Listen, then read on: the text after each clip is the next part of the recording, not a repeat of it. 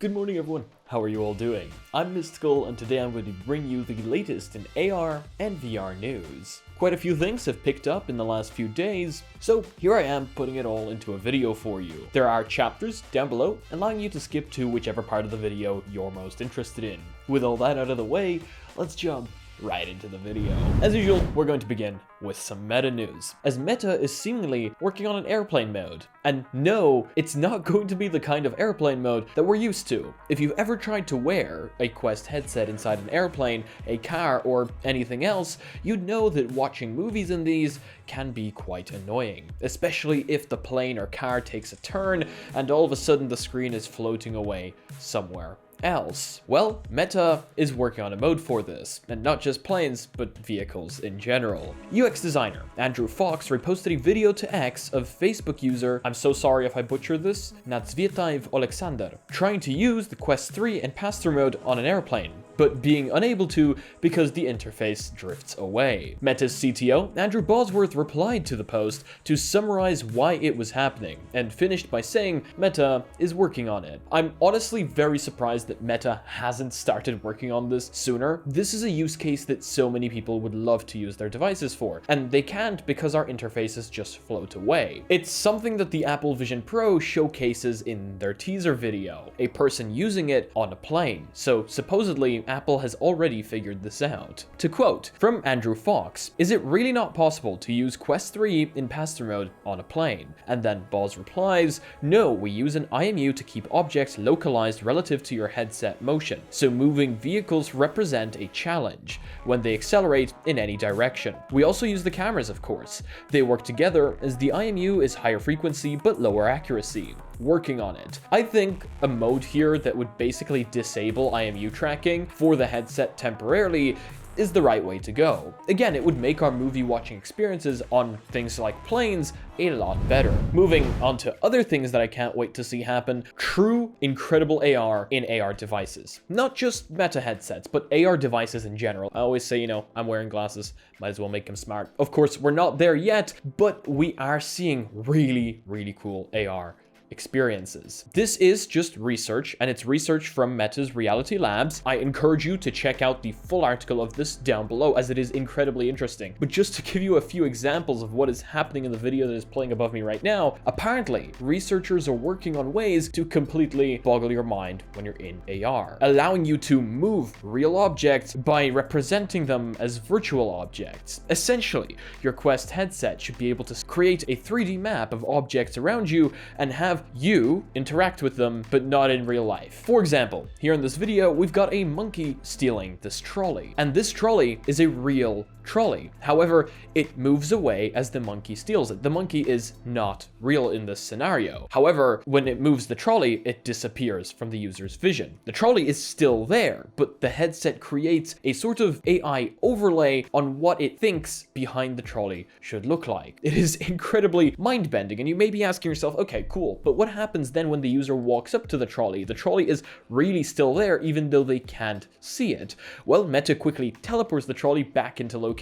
Same with this plant here. This plant was moved, but as long as you don't move up close to it, it will not reappear. The second you do start moving too close to this object, it reappears in your space, telling you, hey, this object is actually still there. This is really, really cool. And I do think that this is far away. We're not there yet, and it is just a research prototype. And I do think that AR on our Quest devices still has a far way to go. For example, we don't have occlusion down 100% just yet. I do feel like that is a necessity first before we move on to things like this. But it is incredibly cool being able to see this research go around. I would love to try it, and hopefully it wouldn't completely melt down my brain. Meta seems to be preparing to let you easily watch iPhone spatial videos on Quest. This was actually something we talked about a little whiles back in another news video. iPhones will now allow you to record spatial video, and you could already watch it back on Quest. But apparently, Meta is now making this a lot easier. A finding suggests that Meta could soon let you easily watch spatial videos captured by your iPhone on Quest. Spatial video is Apple's term for 3D videos encoded and played using the Apple HEVC stereo video profile format, an implementation of ME HEVC. Currently, only the Apple Vision Pro and 2 iPhone 15 Pro models can record spatial video, and only the Vision Pro can play it back in native 3D. And there is quite an involved process to let you watch this back on your Quest in a little bit of a different way. However, a user on X called M1 Astra found strings within the code of the MetaQuest iPhone app referencing uploading spatial videos so that they will show up in the Files app of your Quest headset. To quote, Meta is planning to support spatial videos on Quest according to the code strings found in their iOS app. The strings are: immerse yourself in your favorite memories by uploading videos on the MetaQuest app. Enable spatial video in your camera settings. Upload spatial video ready. I do find this quite interesting. It's nice to see Meta making this a little bit easier, as again, users will always find a way to play things back like this, but hopefully this will be a more integrated way to do it, and when things are integrated directly into the UI, usually that makes it easier to the end user. So hopefully that's the case here. Meta reportedly suspends its plans to bring the Quest 3 Lite to China with Tencent. This was something that was reported on. Meta supposedly working on a deal with Tencent to bring the Quest 3 Lite to China to sell many kinds of products in China. Foreign companies must partner with a Chinese company or set up a local subsidiary. Meta and Tencent's aim to sell Quest headsets in China was first reported by Chinese news outlet 36KR early last year, though that report claimed the product that they planned to sell together was the Quest 2. In November, the Wall Street Journal reported that the partnership, which is described as provisional, would now instead bring a cheaper version of the Quest 3 to China instead, with the report describing the rumored Quest 3 Lite. But a new report this month claims Meta has suspended the partnership due to unresolved details on how to handle the specifics. The report comes via Sina Finance, which cites another Chinese news outlet, VR2Luo. So yeah, it looks like Pico might own the market in China for a little while longer. Spatial vacuuming is something that's been making its way around Twitter for a few days now, and I think it is really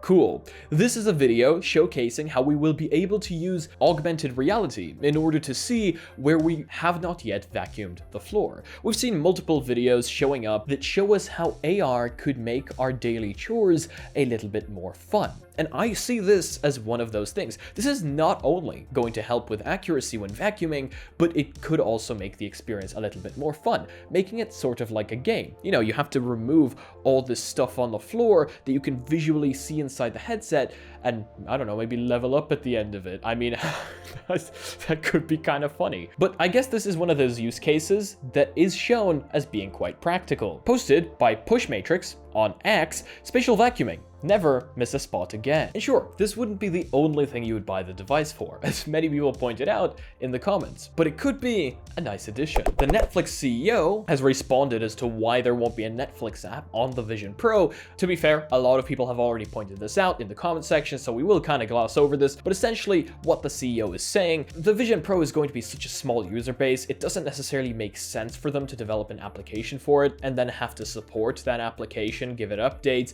make sure there's no bugs, etc, etc. All that costs money. Again, a lot of people have already pointed this out, so let me just give you guys the quote. In an interview with Stratechery this week, Netflix co-CEO Greg Peters was asked about the reason for snubbing Vision Pro at launch. Here's what he said. Not by any unwillingness or lack of desire to do that, but even when you note we look at as close to ubiquity on devices perspective. The decisions that lead to that are we try and be very rigorous about what's the effort to integrate on any given set of devices and what's the benefit for the members that we serve. We have to be very careful about making sure that we're not investing in places that are not really yielding a return.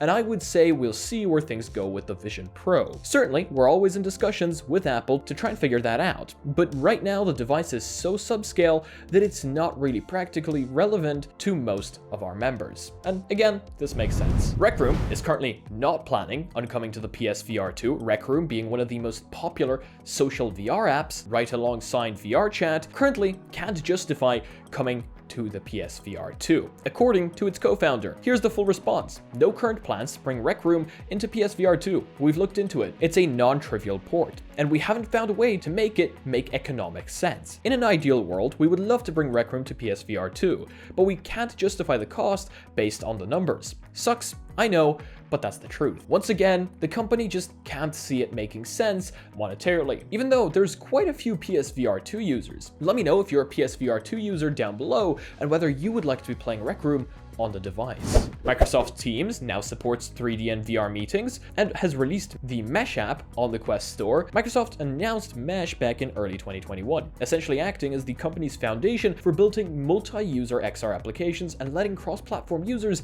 connect in a virtual environment. It's a bit like the now defunct social VR platform AltspaceVR, which Microsoft shut down last year, albeit built exclusively for business. Now, Mesh's immersive meetings have been integrated into Teams, which means you can schedule and join VR meetings directly from your calendar. This supports flat screen on PC and in VR natively on the Meta Quest through the dedicated Mesh app, which is now out of App Lab and on the main Quest store. This is something I'm seeing more and more, people holding meetings inside virtual reality, and quite a few people in the comment section don't seem to agree with this, actually. A lot of people are like, why would I want to work in virtual reality when I could just work in front of a computer screen? I've actually used my Quest Pro in the past for video editing, and the fact that I was able to launch multiple virtual screens around me was great for productivity. However, you do also have a point, as I'm actually not here sitting on a Quest Pro editing my videos. I did end up going back to a monitor to edit them that way. Why this exactly is, I'm unable to tell you, as the experience wasn't negative in any way, and I did have more monitors to work with. But for some reason, I still see myself going back to monitor. I think it's just easier and lighter on my head after quite a long time editing. And you can now pre-order Immersed's visor for $400 plus a subscription, instead of needing to pay the full price. Immersed has made the visor. However, it wasn't cheap. So seeing them offering it up for $400 and then offering up a subscription is a nice way for people to be able to order a device that they might be interested in, however might not be able to justify the price up front. We buy a lot of things subscription-based, and a lot of people are against it. A lot of people are actually against owning a credit card in general, but it does make purchasing certain larger items a lot easier. And if you know yourself that you can afford that cost monthly, it's a much easier pill to swallow than paying the full thing up front. The Immersed is said to have 4K OLED microdisplays, inside-out tracking, HD color pass-through, hand tracking, eye tracking, and support for Windows, Mac, and Linux. It's a productivity headset once again. As you can see here, this headset is dedicated for work. It lets you spawn multiple displays all around you, and because of its small and lightweight form factor, it should allow for a comfortable working environment for a longer time period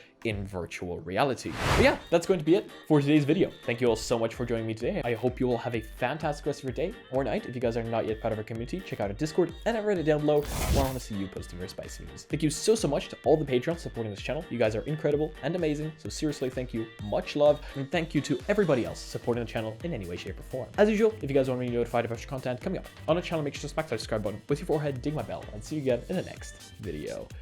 Peace.